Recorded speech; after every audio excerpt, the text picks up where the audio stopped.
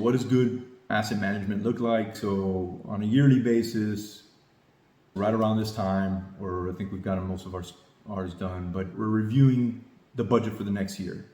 And we're really tightening everything up and setting our standards for the year to come. We are making sure that we're protesting our taxes or even taking it to litigation if needed, or doing whatever we can to bring down our property taxes. Same with insurance renewals. We're ahead of it before it comes. We're not just taking our insurance agent's renewal a couple days before it renews and accepting it, right? We're being proactive.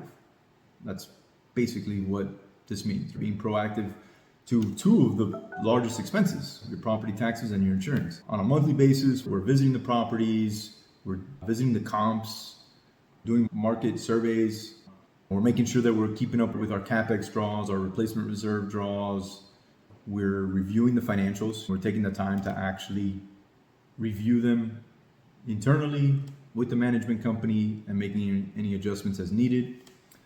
On a weekly basis, we're having our, say, weekly to bi-weekly, depends on where the asset is if we have the asset management call on a weekly or bi-weekly basis. Depending on the renovations and how large the CapEx is, we're doing CapEx calls as well. We're reviewing the KPIs. So we're tracking those KPIs and we're seeing if we need to make any adjustments. And then on dailies, we're following up with the team and we're leading the management of it and making sure that things are getting done in a timely manner.